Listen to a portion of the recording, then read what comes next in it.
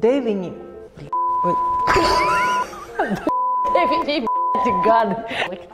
Pī var uzlikt. Nu, ja kas. Sveiki, mani sekotāji! Mani sauc Laura Sauliete, esmu astroloģe un astropsiholoģe jau 10 gadus. Un es esmu dziedātāja Elīna Gluzunova, un kopā ar Lauru mēs šeit YouTube platformā veidojam podkastus par un ap astroloģiju. Mūsu šīs dienas tēma ir ļoti nozīmīgs notikums, kas jau drīzumā sasniegs visus jūs. Un par šo notikumu Laura mums pastāstīs nedaudz smalkāk.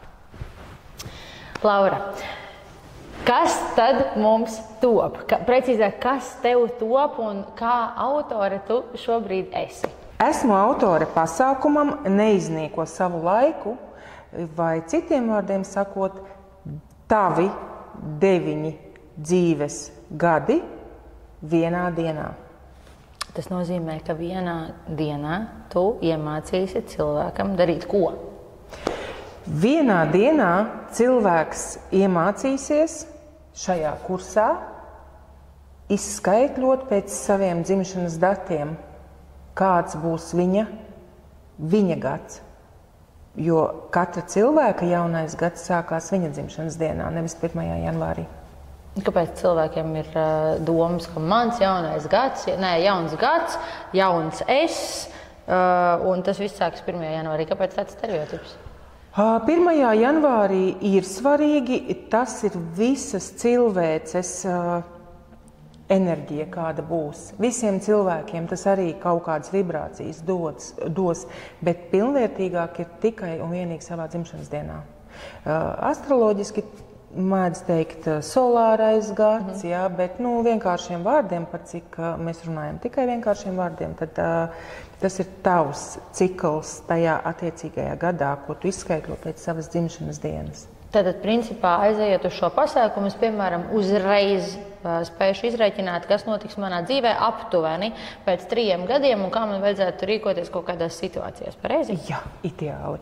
Jo iemācoties, ko es izstāstīšu, ir arī jāplāno, jo, piemēram, ir gadi, kad, piemēram, tu nevari daudz tērēt naudu. Bet pirms tam tev šīs iespējas tiks iedotas, lai tu vari mazliet iekrāt. Jo tajā gadā kādā uz priekšu būs grūtāk. Un vai nu arī, kad ir cikls, kad tieši otrādi tu vari saplānot visus 9 gadus. Tad sanāk kā? Kurš no šiem 9 cikliem ir visbūtiskākais cilvēka dzīvē? Visbūtiskākais ir 1. Kāpēc? Kā tu nodzīvosi pašu 1, tā aizies visi 9. Loģiski, ja tu sēdēsi divānā 1, tad tu sēdēsi visus 9 gadus vairāk vai mazāk tajā divānā. Tas ir kā sēkliņu, tu iesēji. Labi, tajā momentā, kad es, piemēram, šodien es esmu pasākumā, es tagad sāku skaitļot savu šo te ciklu.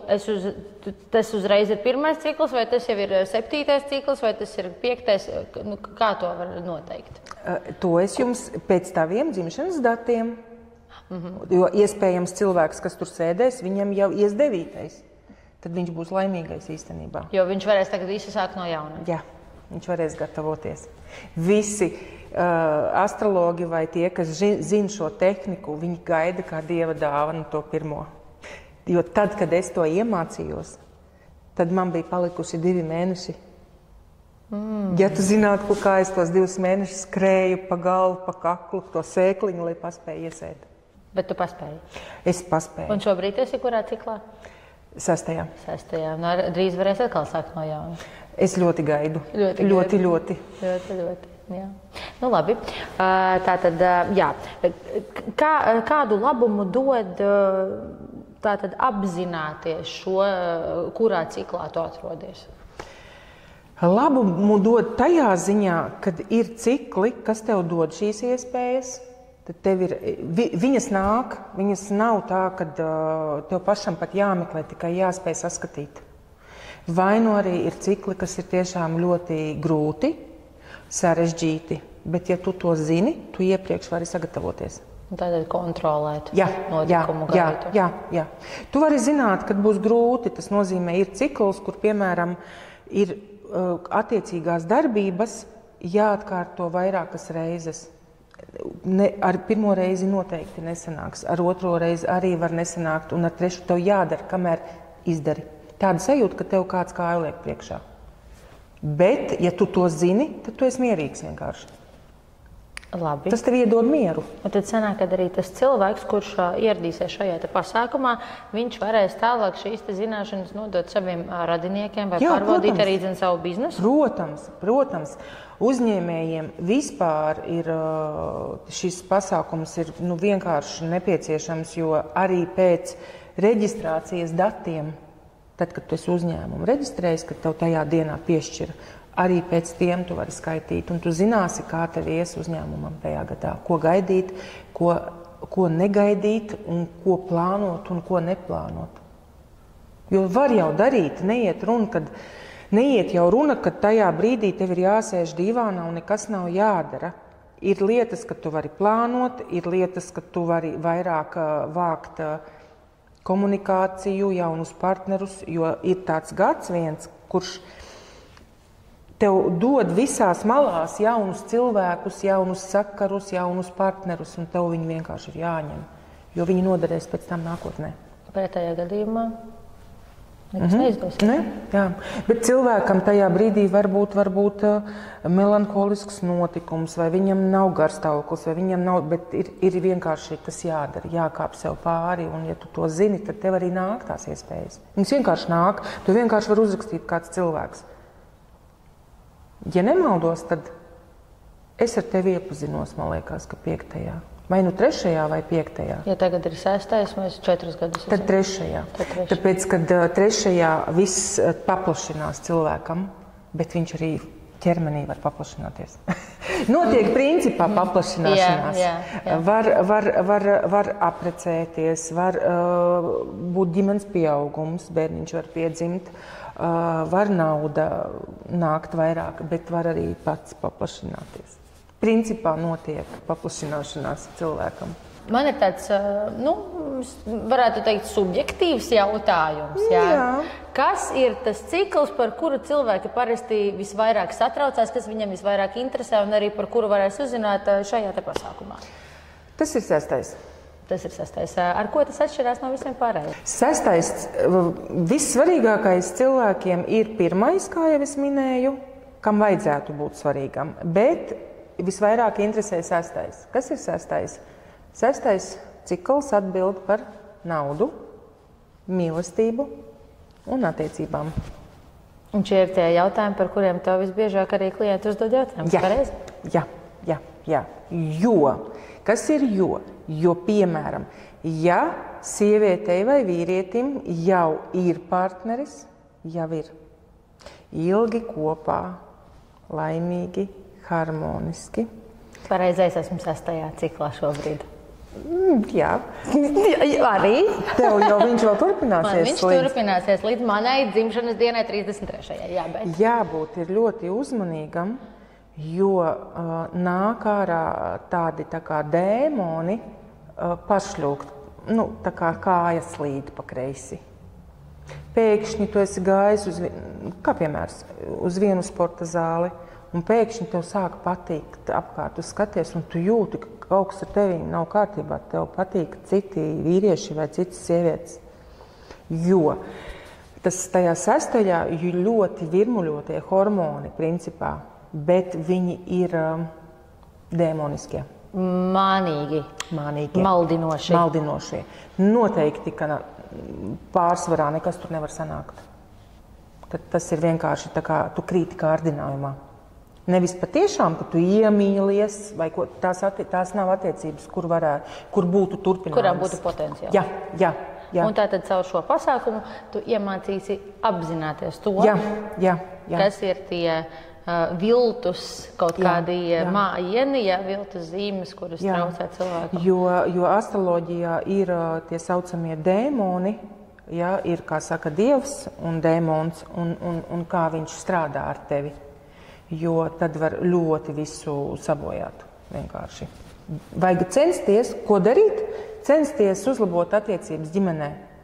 Pameklēt vairāk romantiku vai, ja tā ir sieviete, piemēram, tad tam vīrietim vairāk pievērst uzmanību vai censties to mīlestību atjaunot ar savu partneri.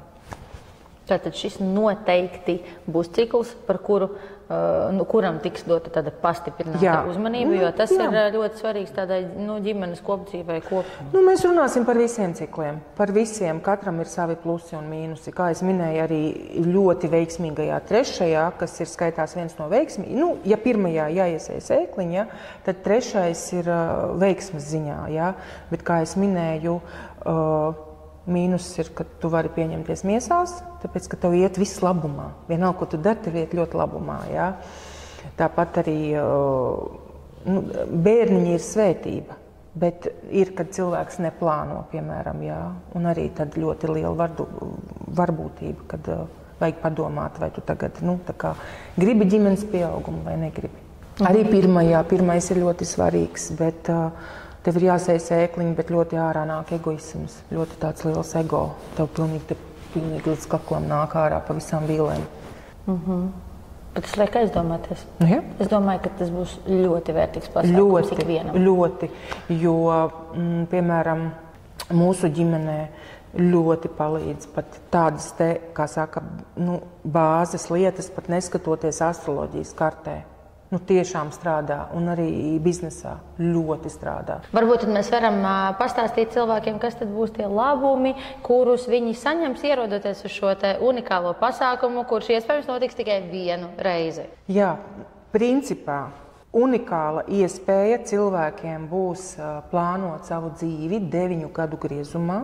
Tas ir pirmkārt. Otrkārt, viennozīmīgi cilvēki varēs izmantot arī saviem bērniem, tuviniekiem rēķināt, jo mēdz atšķirties. Un kādam, piemēram, vīram veiksmīgais gads un sievai sarežģītais, ja?